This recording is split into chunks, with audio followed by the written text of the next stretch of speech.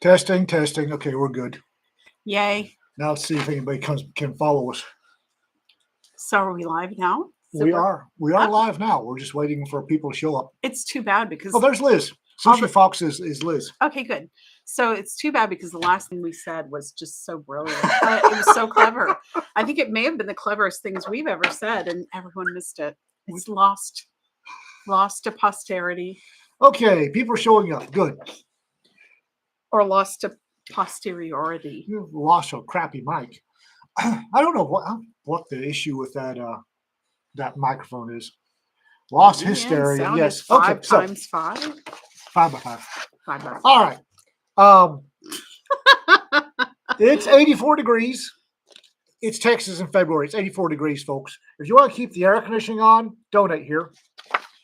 I have to do this all over again. I said that like it's a bad thing. If you like coffee, talk to these folks. Let them know you heard about it here. Also, bear in mind, we are doing an anthology with King Harv's, a coffee-based anthology. So if you have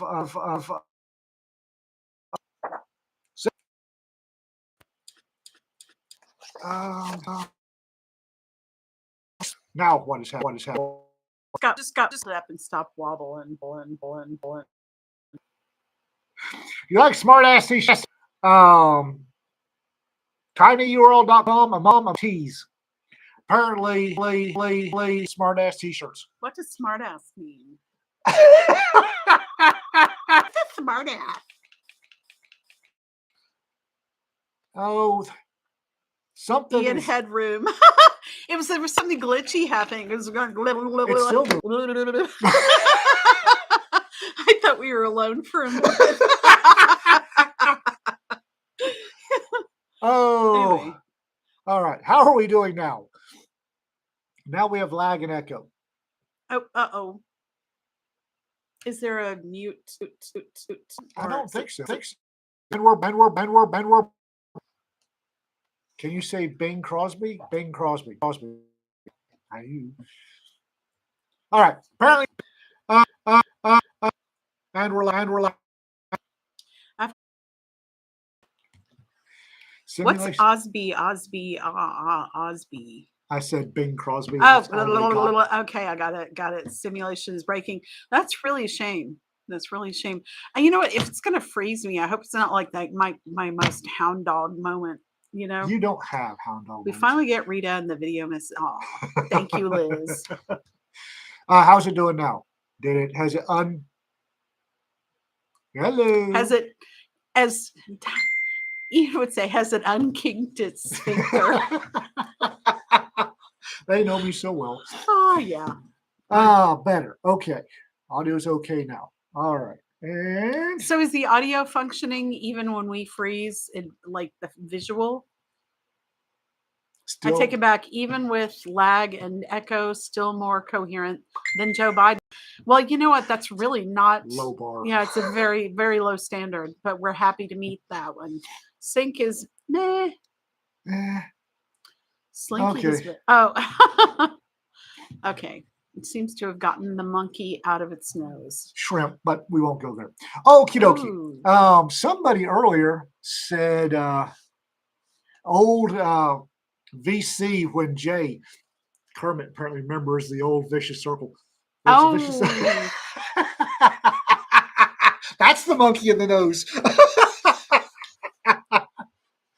For those of you who don't know, Rita is somewhat famous in various parts of the internet for telling there was an old podcast called Vicious Circle. And Rita told a story from what was it? Okay, remember news groups? Remember the old internet when it was DOS? No, when it was just like you just had these text the news groups. I feel bad about like talking about this. This is so awful. You are famous. Well, see, what's now is, I mean, that was kind of lost. I mean, the person. I will guarantee you there are multiple copies of. Rita was on the Vicious Circle podcast, and she told a story about a monkey because my little lady. Okay, in my defense, I didn't tell it. I just read it, and it was a text from the late. I want to say it was maybe 96 or 97. Okay, there used to be a news group called Alt.Tasteless. I'm sure some of you remember it. It was for lowbrow people like ourselves, and There was a very Alt.Tasteless. tasteless story on Alt.Tasteless. There was a story about it was written from the standpoint of like the old penthouse letters that I'm told. Well, it would start with like, I never thought it would happen to me, but I walked into the laundromat and somebody who looked exactly like Britney Spears gave me the most heavenly weekend of my life. It was that kind of crap, that sort of, I never thought it would happen to me. Anyway, so there's this very tasteless story. It was tasteless, but it was hilarious. It was highly sexual in all of the most disgusting I shouldn't say the most disgusting ways. It's a very low bar now, speaking of, but you have to understand that Rita feels about monkeys only slightly better than she's more slightly emphatic to monkeys than I am. Slightly. Rita does not like monkeys. She's more polite about it. So there was this story told from the viewpoint of the monkey.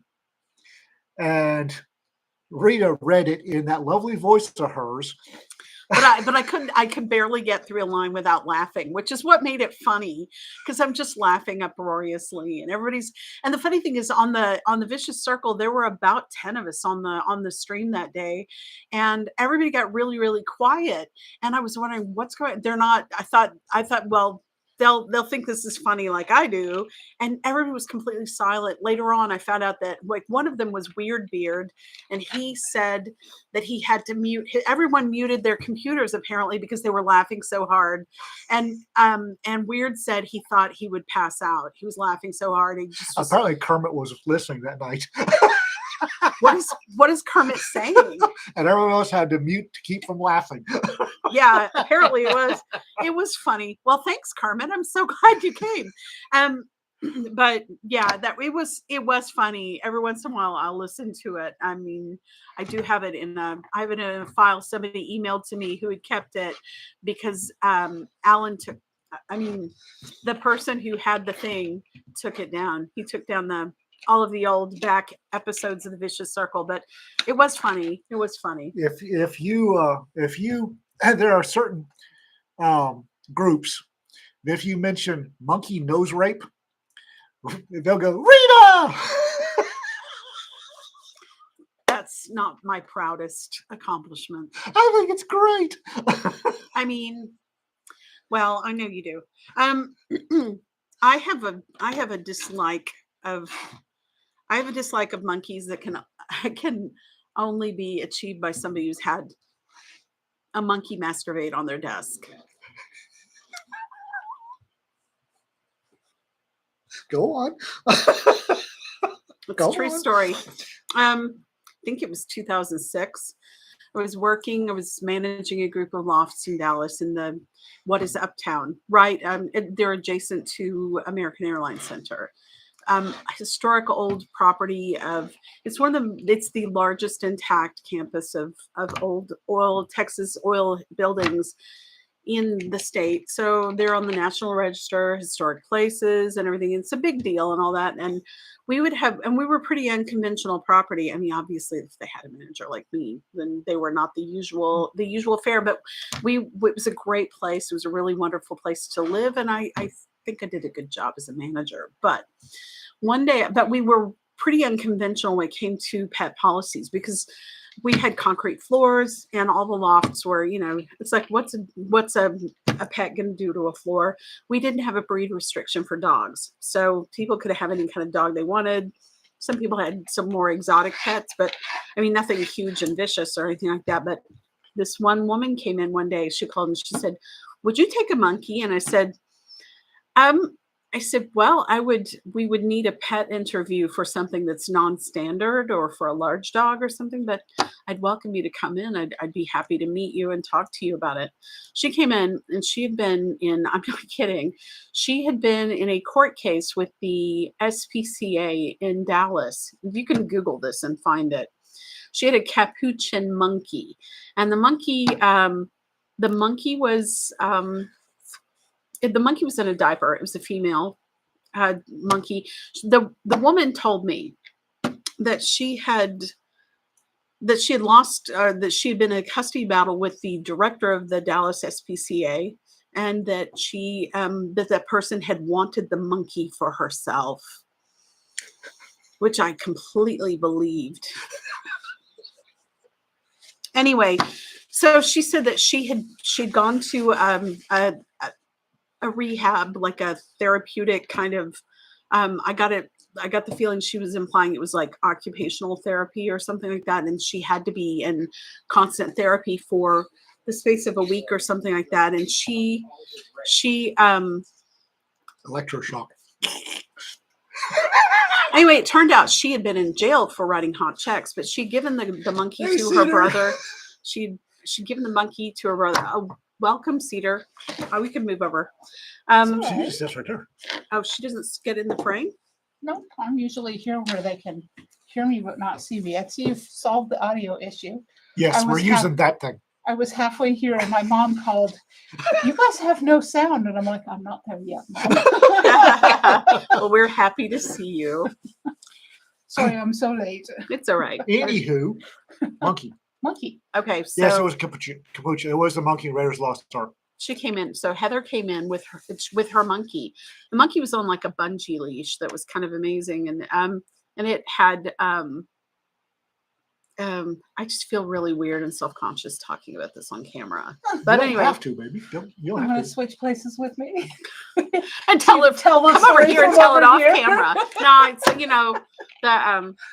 the toothpaste is out of the tube on this, I guess, at this point. So anyway, and I already said her name's Heather. You can Google it. You can find it. So anyway, so Heather came in. She came in, and the funny thing was, later on, I would find out that she was making the rounds for all of the posh apartments in the area, and going around. It was like an exhibitionist thing because she and her monkey had been in the news the day before, so like she was riding that wave of notoriety and was really enjoying it. But she came in. I see the monkey. It's this tiny little thing, and it was just amazing. I mean, it was like this big. I mean, it was butt to head, kind of little bitty. Small of bits. Something.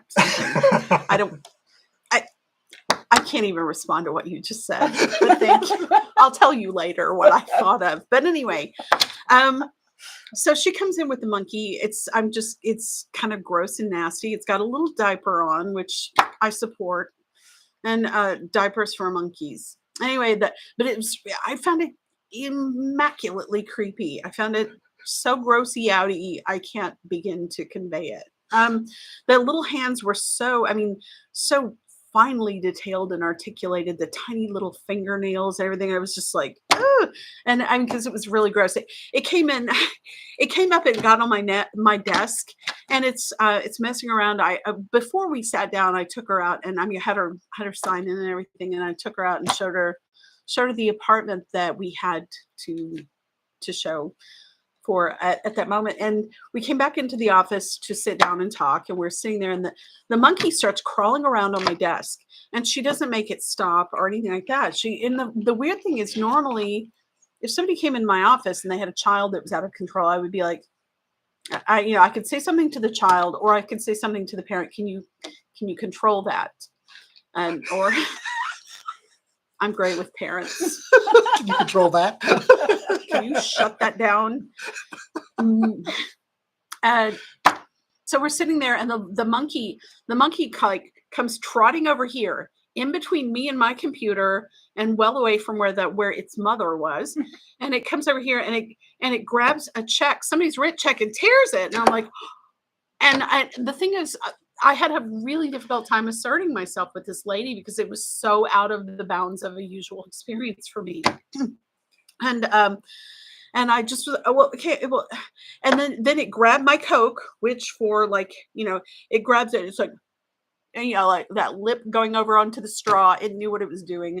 I'm like, oh, and I had a brand new, great big iced tea from Panera, and she said, and I was like, oh, and she said, oh, it's okay. She loves that. Anyway, I was not happy. And anyway, it was a real, very, very uncomfortable. But the monkey's just looking at me, and it's looking into my eyes intently, like, and she's got it like where it's sitting over there in front of me, just sitting over here on the desk. And then it comes up and it's looking up at me, and I'm mesmerized. It's like like the little cobra has mesmerized me. I'm like, "Ugh." And it flops down on its back right here and shoves its hand down its diaper, looking up into my eyes and addressing itself vigorously.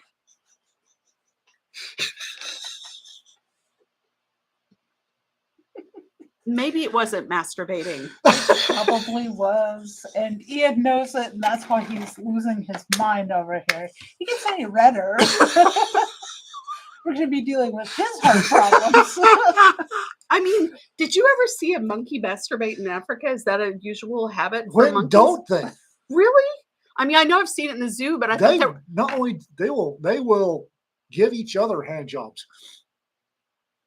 you mean like, Usually after throwing a handful of stuff, then they'll reach over and start. And so we should probably not get too detailed so we don't completely get our channel off YouTube. No, devil's oven mitts.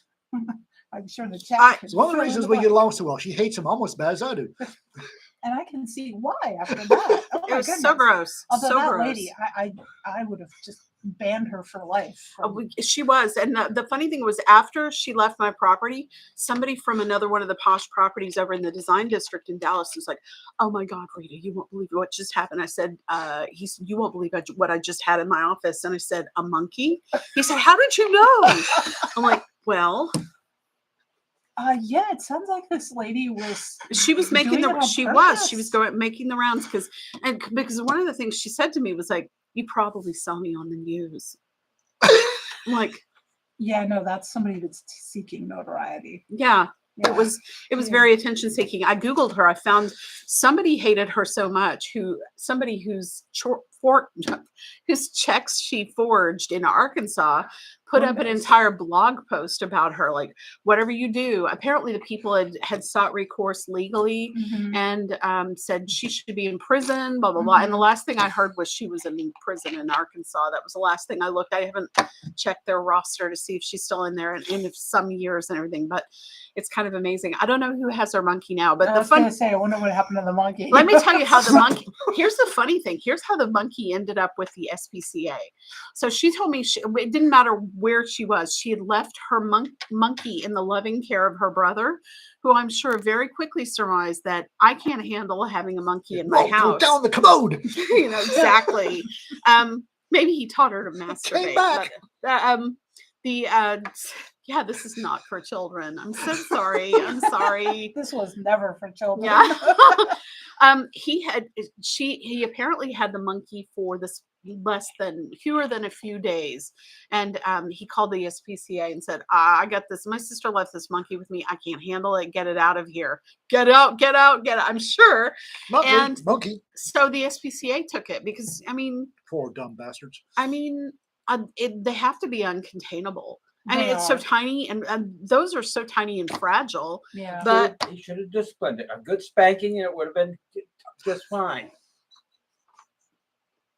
well, I have been talking about monkey spanking, haven't I? So sorry about that. Sorry about that, folks. That's the size that will fit into a potato cannon. Maybe slightly larger than a potato cannon. We can Stuff make it hard. fit. Stuff hard enough. It'll fit. Okay, I was gonna say it might be better off with a pumpkin chunker like a trebuchet. Yeet 'em Holt. Yep, one of those trebuchets that you use to flip the watermelon or the pumpkin. That would work. Padre, I don't let my daughter listen. I don't let my wife listen. Padre, you are a wise man. I have to tell you, I thought you said a pumpkin canner. That We know works too. potato canner. I was like, canner, are you gonna can the monkey? But possum. Yeah, I mean, I think I'd rather deal with the possum than the monkey. I like possums. Possums are useful. Mhm. Monkeys are not. There is No. no use for a monkey other than as a expendable ordinance. So I have an Africa monkey question. Okay. So the various primates, did they? Do you think they figured out that people found it outrageous that they addressed themselves, They'd have to care. or so it's just something that monkeys doing what monkeys do? Yep. People will tell you that monkeys are incontinent. That's why they wear diapers, is you can't toilet train them. It's not that they're incontinent; they just don't care. I'm sure. If I had an extension cable and 220 volts of reliable power, I could guarantee you I'd get a monkey toilet trained. Or enjoy the the attempt. Oh, no. I will not make spanking jokes. That's funny. Yeah, everybody's, oh my God. I actually had somebody contact me about donating to Save the Monkey Foundation. No, I will pay people to use monkeys for medical experiments. Now, is it strictly monkeys or is it all primates?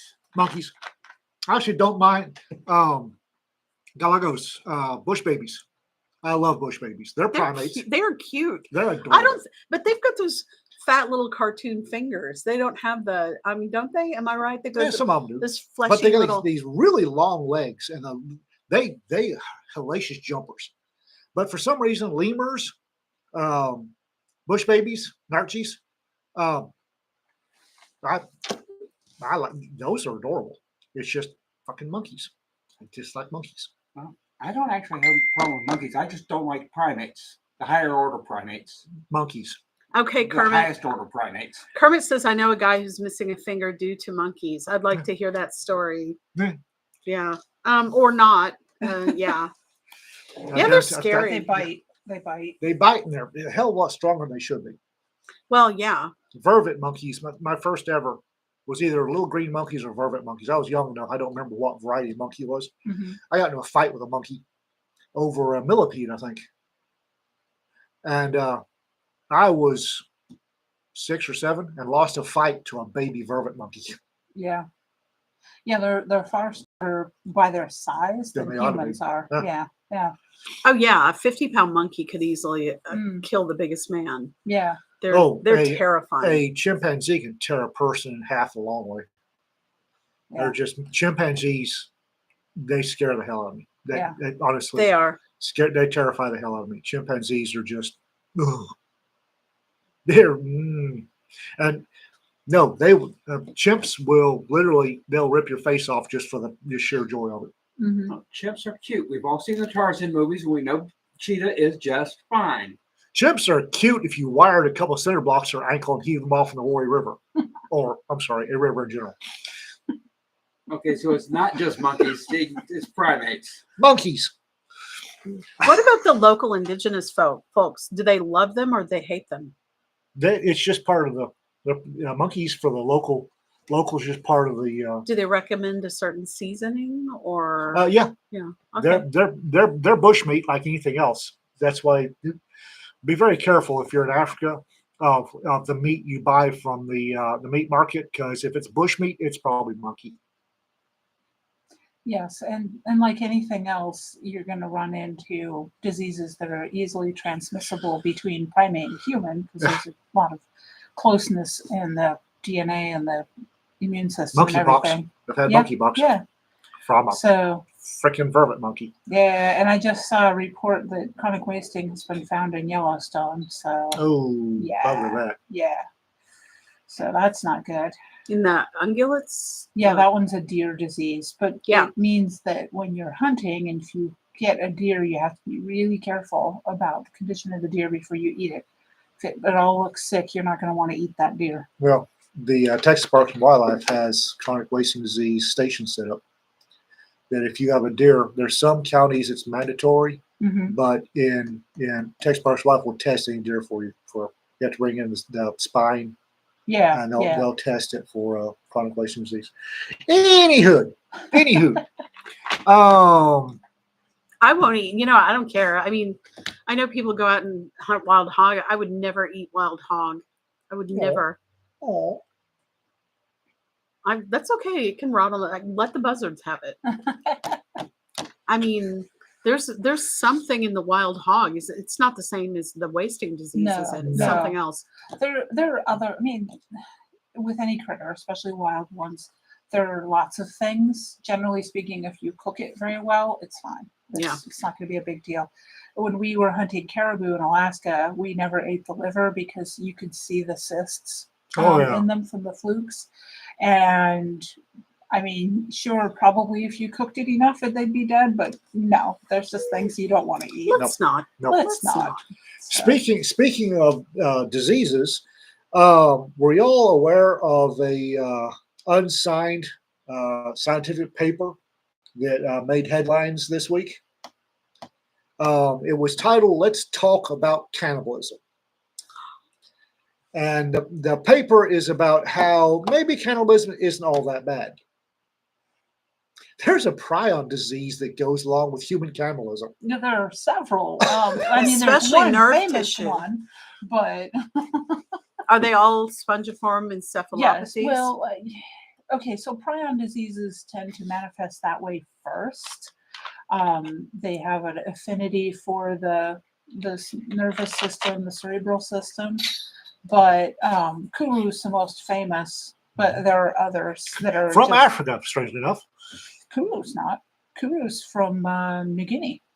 No, really. Mhm. I thought it was my bad. But there are other ones that are less well known, and I'm sure that Africa, what it tends to be okay. So cannibalism was practiced for several different reasons. Usually ritual, sometimes just out of sheer hunger. I mean, we know that there was a Donner lot of party. the Holodomor. Yeah. Cannibalism was rife in the Ukraine in that area during the Holodomor. We don't have good records of it because there aren't a lot of good records for reasons. They ate the people documenting it. Well, the soccer team that crashed in the Andes. Yeah, that's another one.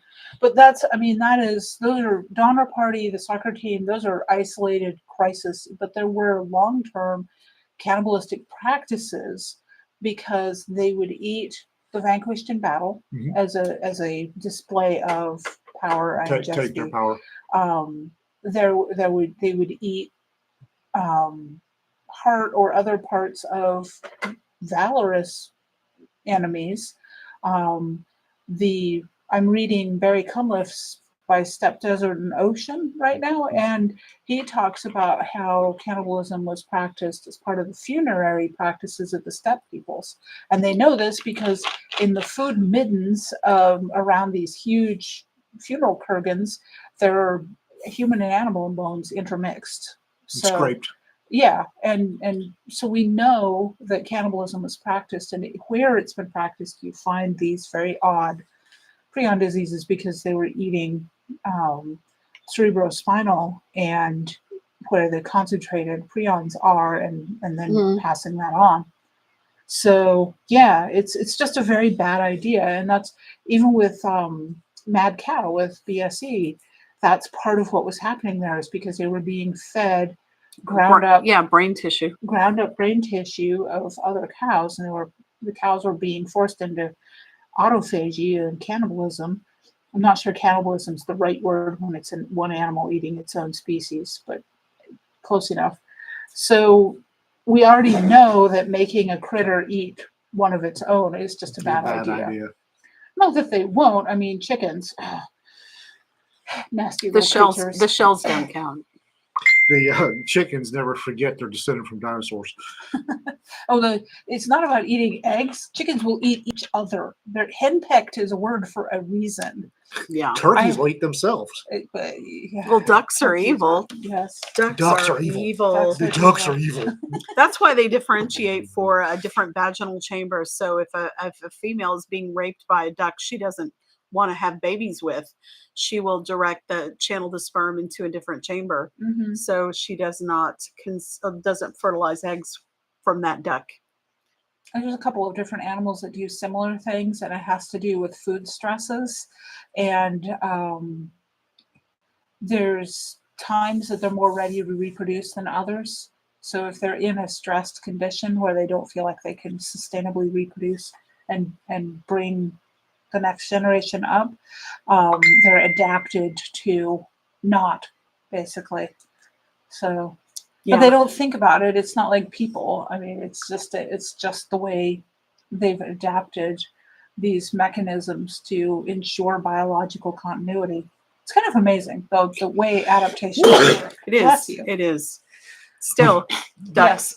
Ducks are Ducks are- no, super no. rapey. Right, ducks, dolphins. I mean, Ducks and dolphins. The finger of friendship. It's sexy, no? No. Yeah. I Oh, know. so let's see here. Ian would like to change the subject now. Moving on to something a little less dark and disturbing. Oh my geese. Liz was saying brucellosis is probably what I was talking about, and that probably is when I was talking about the wild hogs. Yeah. No, it's not brucellosis. It's Brucellosis is a cattle disease. yeah, it's Don't know elk. if hogs can get it too. It's elk. Yeah. We, did, Well, again, with the we didn't want umbilics, but it. You didn't want it near the horse herd. You want mhm, elk or deer near the horse herd Yeah. if you're running a ranch because right. you're You'll supposed to wind up with- transfer to the horses. Yeah. I love Raptor saying, well, this conversation just got dark and disturbing. It's been disturbing from the get-go. I think I've been uncomfortable the whole time. So how about we talk about what I was doing early this morning and making covers Oh, and making James break out in profanity, which Oh. I loved. I love the fact that he did it verbally. Oh, yeah, that was cute. That was very cute. Yes. So Cedar put together a cover for the Hooves, Tracks, and Sabres anthology we're doing with James Young, and sent it out at way too early in the morning.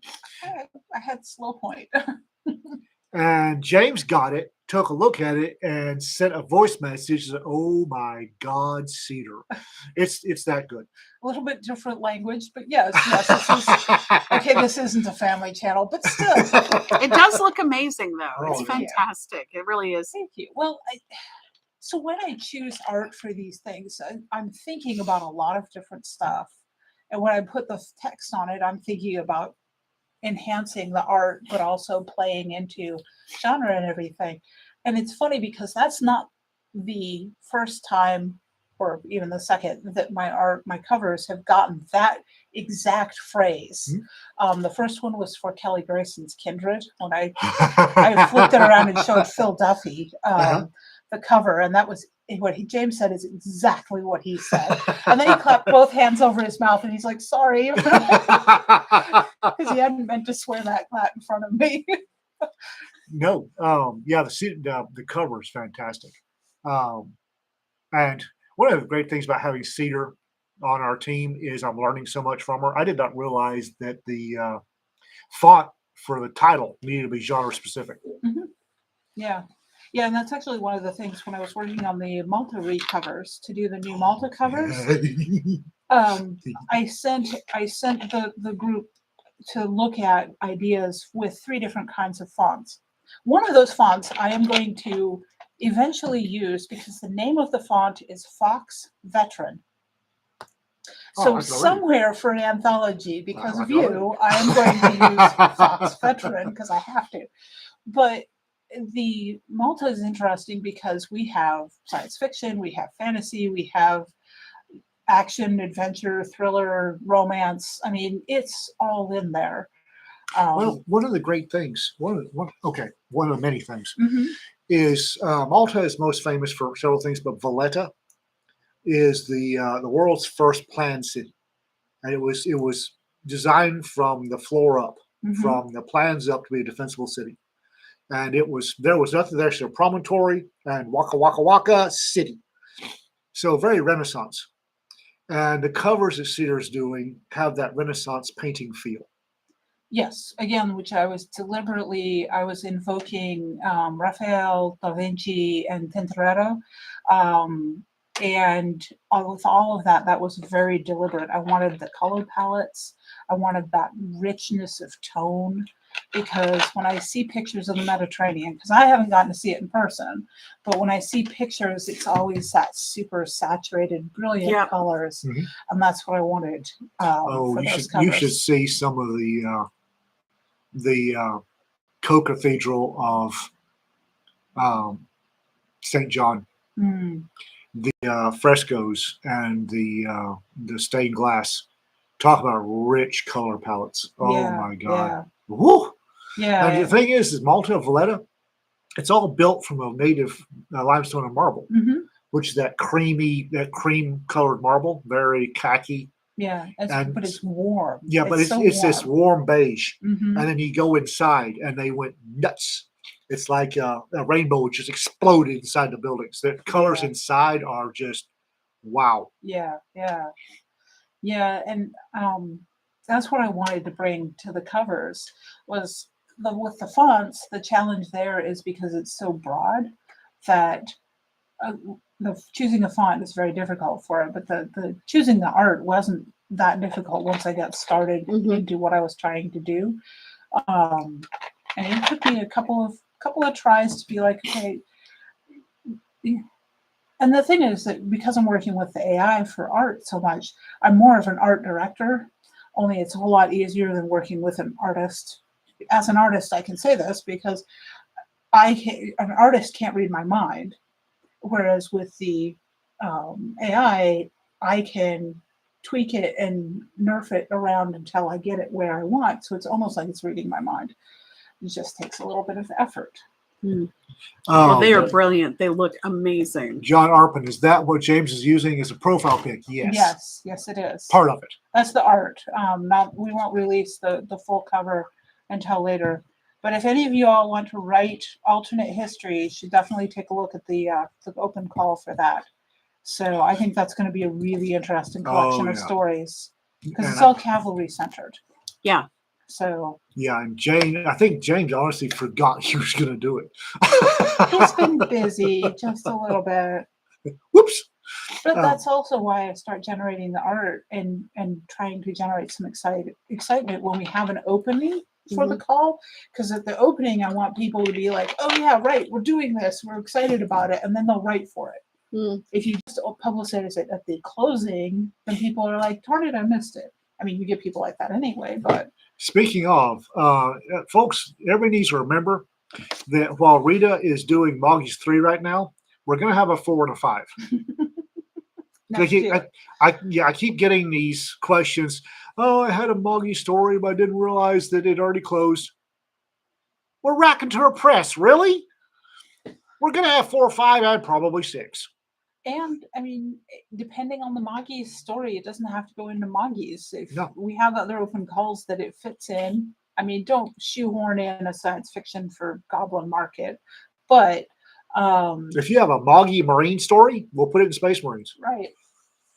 I can't imagine Moggy Marine though. Well, I've got some Moggy Marines. Do you? Yeah, I'm not surprised at all. So. Can I say the name of his story? I think is Marines. Sure. Yeah. It's Raining Cats and Dogs. Is that the one with a? Yes. Cassascent. I was here at the shop while Rita was reading through the Moggy stories, trying to make her pick, and the amount of giggling going on. I mean, they had me at doggy lip flaps. That was it. Like, there's a paratrooping Newfoundland that jumps out, and am I spoiling it? No, go ahead. Because it's right at the beginning of the story. He's jumping out of the hatch of a transport ship of some kind to go down to the surface to deal with a problem down there with some other Marines who are cats, and they're like in saddlebags on the back of the Newfies, and they've got like a little it's like little cat turrets on the back of the head, but the cats are pissed off because am I ruining it? No, I hope they won't mind. But anyway, the dog, the first thing that they're going 3, 2, 1. And he's jumping out, and then parachute. He moves his mask aside so the lips will go and I'm like, this better not get bad because it's going in. Because this story has to be in the collection. It's so adorable.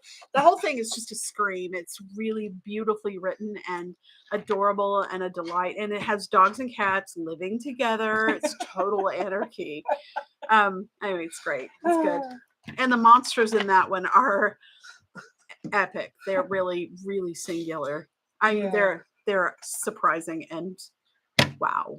Cats getting sprayed with dog slobber. Yes. The cats in his pack are pissed off because they're like it's making the whole thing rumble. Oh yeah. Anyway, We I mean, because who doesn't rumble when their lip flaps are going?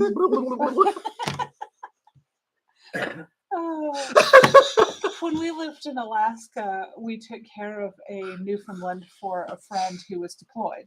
So we had Scannon for I think like 6 months at one point, and then 6 or 7 months again later on. Oh, And he was such a nice dog. I've heard they're really They mild. are. They are just like Well, giant weren't they teddy bred to be bears. rescue dogs?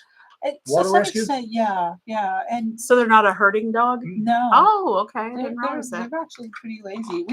Because we hitched all the dogs at one point or another to the sleds Mhm. and used them as sled dogs. Wow. Like you But do. we'd hitch Scannon up to the sled and we'd sit in the sled. Now, mind you, I'm like 10, 11, and my sister's like 8.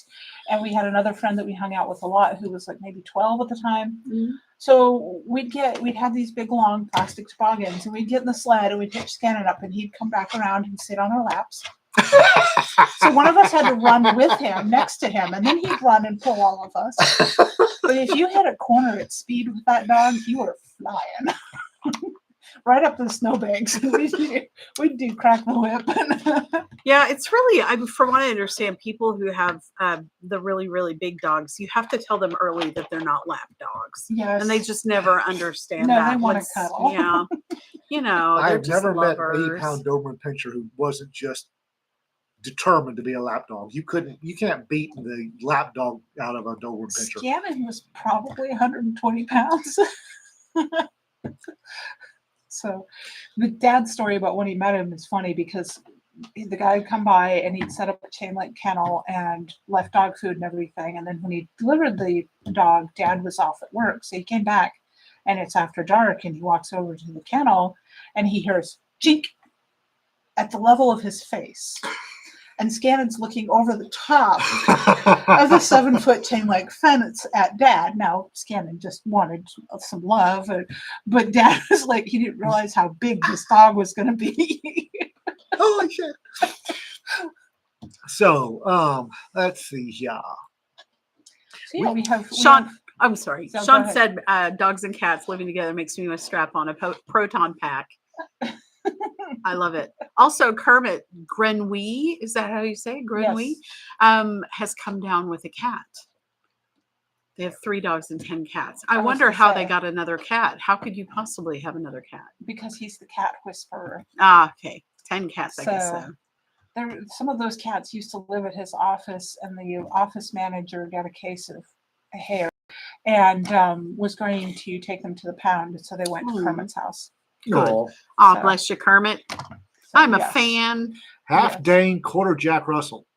Oh Lord! You that know what? took some coordination on Well- both of their parts. That's a determined Jack Russell. I've always wanted to see the Chihuahua Great Danes because they're out there. Their little male Chihuahua has impregnated Great Dane Mhm. more than once. I believe it. Probably. Don't you think? Oh yeah, It's like- I know Chihuahuas. Like, she's just like, don't mind me. I'm just napping here.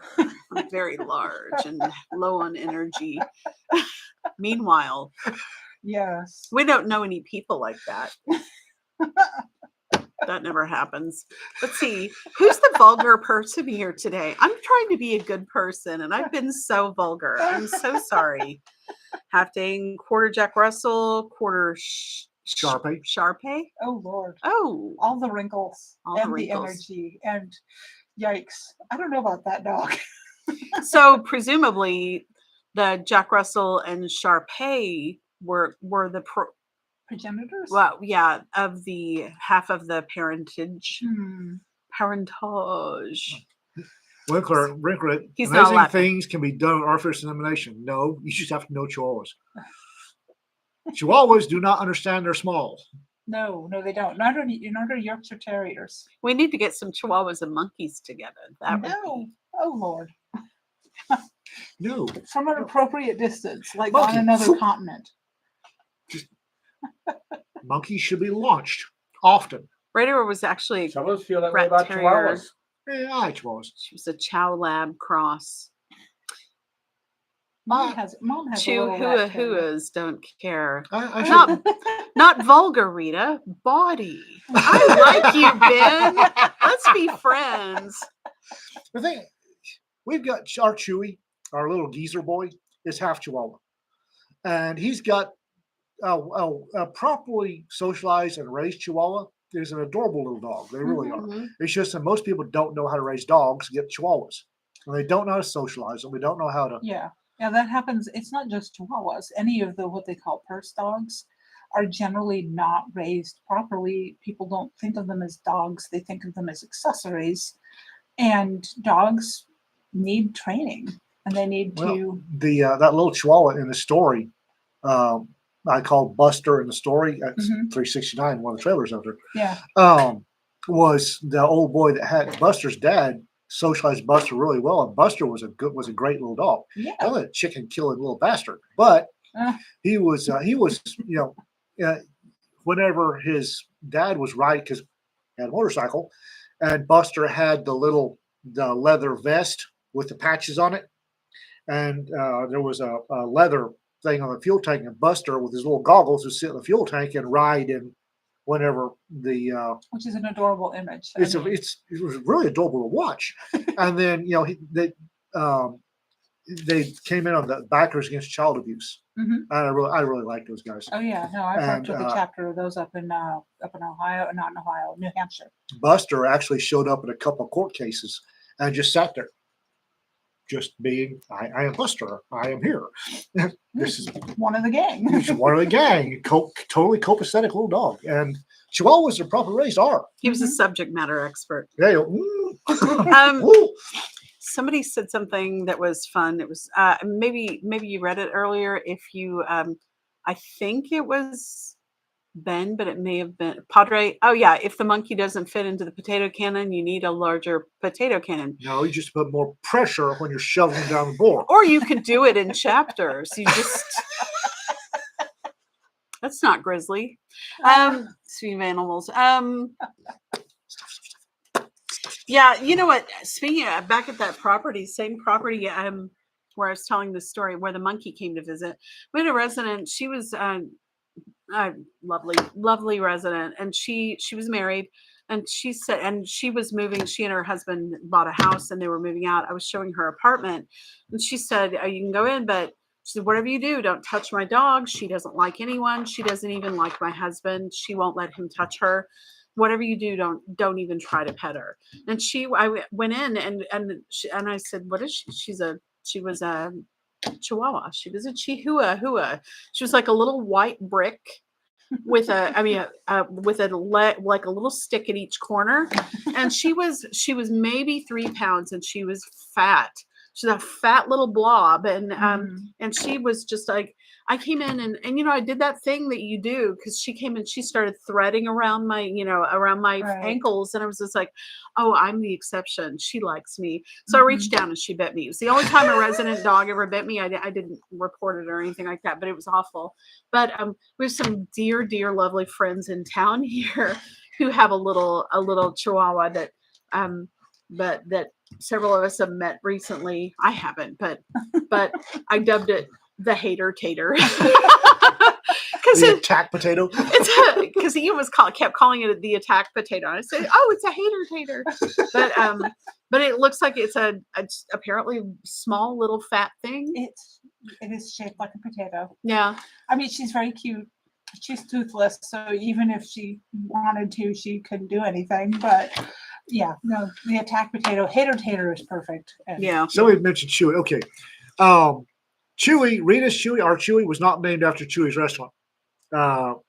Rita named Chewy before she came up here, and she was one who found Chewy's years later. Also, our Chewy's up here is not. it's not the actual name. It's You not won't the find chain that. restaurant No, you it's not see the in chain. Dallas. And it's not actually. It's the name. Actual name is Cafe Gutierrez. Chewy's just the owner. So everybody calls it Chewy's. You guys already know it's Chewy. Yeah, but Yeah. if you look for it on Google, you won't find No, it's Chewy's Cafe because Gutierrez. that's not the name. And it's not a chain. It's Chewy and both of his grandmas. I'll never forget the time I walked in there and Chewy had just lipped off to one of his grandmothers. And Oh, they make these tortillas. Abuelita makes these tortillas, and they're huge. They're huge. They make them every day. And Chewy had lipped off to Abuelita, and about the time I walked in, this tortilla came flying out of the back and smack. And it's Chewy and his and it's like I said, it's not part of the chain. It's Cafe Gutierrez. It's a family restaurant.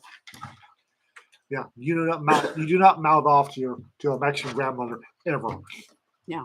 I have got to drag Sanford over there. I don't know that he's been there to eat. I have not. He says he has not. So That's funny. Padre just said what you said. Don't mouth off to Abuelita ever. Exactly. We used to have this other restaurant that it's Cielito Linda. It was one of the ones that was in a house in a zone not zoned for restaurants, but nobody cared. And they had this hot sauce. Now, don't get me wrong, Chewy's hot sauce is vicious. He's got a 32-gallon oil drum that he's cleaned out. I have no idea how old that thing is, but he stuffs it full of peppers and then adds water and boils it down and keeps adding water and boiling it till it's a thick vat of pain and regret. Cielito Lindo, theirs was yellow, and it had these red chunks in the bottom. And as long as you're scooping off the top, it was a different sort of salsa, but it was good. But if you were dumb enough to scoop the little demon bits off the bottom, there wasn't enough tea in the world to put out that fire.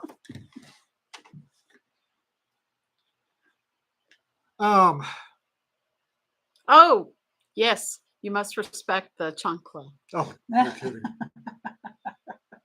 That's a universal thing.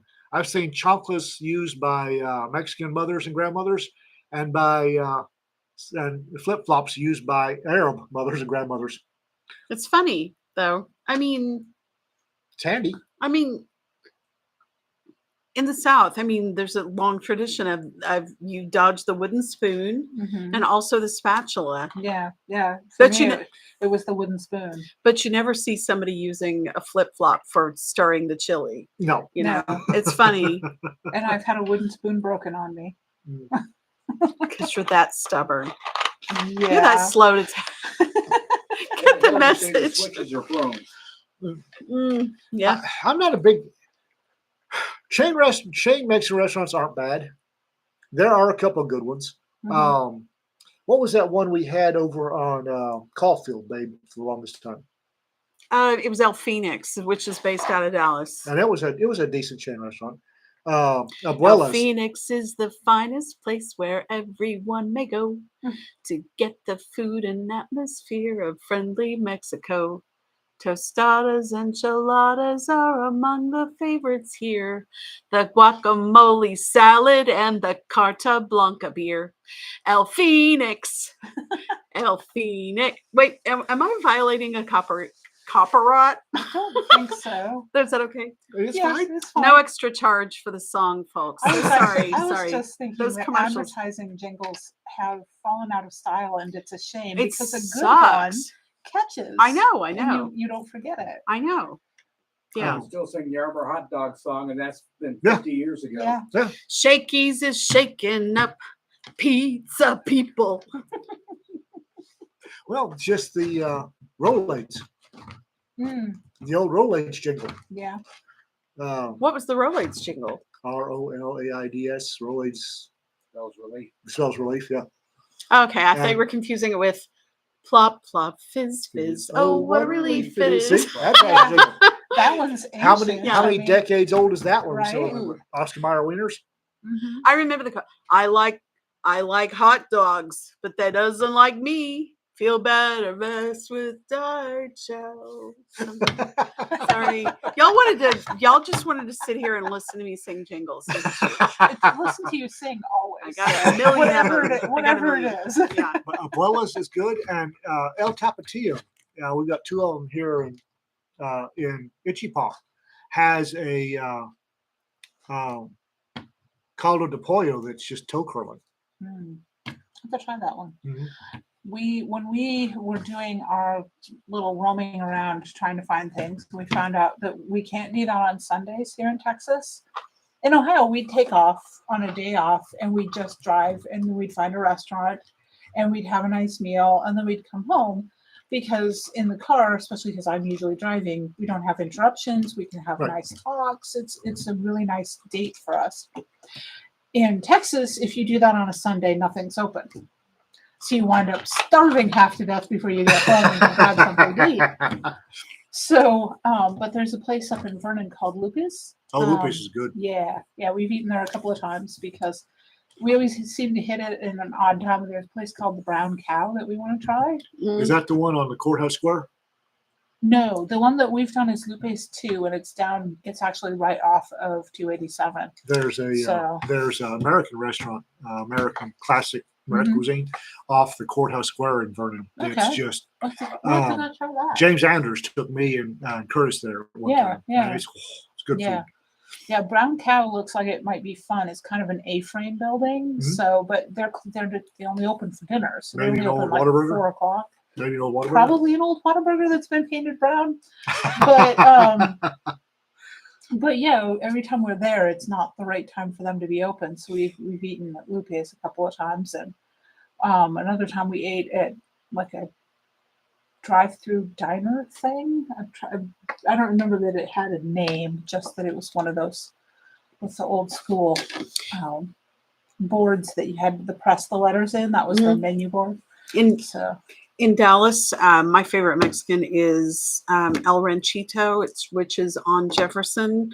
It's in Oak Cliff, not far from. It used to be a famous old steakhouse that was that went on to be something else or moved somewhere else out of. I guess when Oak Cliff was less fashionable, but you go in there, they have the most amazing mole. It's really, really good. Yeah. Great restaurant, and it's just a couple of blocks away from the Texas Theater where they arrested Lee Harvey, and which is an active theater now. They have all kinds of events and openings and stuff like that, or they'll have repertory cinema kind of thing. I went there when they did a showcase of the Grace Jones movie, which was a lot of fun. So much fun. They had to, it's an old Art Deco theater. It's really beautiful. Rita's the reason that I have a big fondness for out of the way hole in the wall places. Oh, what? Rita's the reason. Now that we've got giant freaking robots out and Hooves, Tracks, and Sabres coming out, we met up with James Young at LibertyCon. And I had asked James earlier if he would send us a story, and he had in a very James way, very politely declined. So he linked up with us at LibertyCon. He said he had a proposition. So Rita and James and me and John climbed into Rita's little Camry, and that's about as much as that Camry's going to hold between my shoulders and James's shoulders. That's Rita's car's not real big. I mean, so we are driving, and Rita has found a spot. And we trust Rita because Rita finds these fantastic eating places. Now, she can be a little oblivious as to the neighborhoods they're in, but the food will always be good. I'm not oblivious. I just don't care. So we go to this bar, and it's got bar food. And it's not until we're halfway through and I am paying for everybody's food, I realize that Rita has found probably only in Chattanooga Irish biker cowboy gay bar. Some skills. I don't know. I am like gay bar magnet because the first time I accidentally went into a gay bar, it was 1987 or so. I think it was my first. No, it was maybe 89 or 90. I was in Belgium, and a friend had dropped me off. He was going to work. I had friends that actually they were getting married, so it was 1990. They were. He had dropped me off while he went to work at a law firm in Brussels the day, and I just was going to run around and go shopping and look around at stuff. And I was supposed to meet him like in an hour or so, and I was supposed to meet him on the steps of the opera. And so I was at the Grand Place. I was in that area there, and I wanted to get a beer, but I walked in this one place. I really didn't understand the etiquette of how to get served in a bar, apparently, in Brussels. And I went into some place that was very fancy and formal looking, and I was like, oh, I don't think this is my kind of place. And I went by this one place, and there was this dark place that had no signage out in front. There was a stained glass door that was propped open into, it was pretty much an alley, and there was music coming out. I thought, I'll bet they have beer in there. And so I walked around. And I thought, I'll find another place to get a beer, or I'll come back here if I don't find another place I feel comfortable with. So I finally let's go in the dark place. So I go in there, and I'm sitting there, and I'm like, I make best friends with a guy who's a hairdresser, and we are talking. His name was Simon. He lived up in Antwerp, and he would come and hairdress in Brussels, and then take the train home every night. And we're talking, and I was like, I'm sitting there with Simon. He spoke. He said, he had a T-shirt on that said, "I enjoy being a princess." But I didn't really process this. I thought, oh, he doesn't understand English that well, you know. And I'm talking to him like, I'm like, his name was Simon. I said, Simon, what? I asked him, why are you doing here? He said, well, I'm waiting for the crowds on the trains to die down, so I'm just having a beer. And I said, oh, cool. I said, well, do you have a wife and family? What's going on? He goes, no. And I said, well, what's going on? What's going on? Simon, you're old enough. You ought to have that stuff figured out by now. He goes, I don't, because I'm gay. And I was like, oh. The funny thing is, I noticed this one little barfly was like walking back and forth, and he was a very small man, and he had a definite bouffant hairdo, and it was like the hair helmet and everything. And I thought, ooh. Anyway, okay, he dropped. Y'all have those here too. But anyway, that's how that went.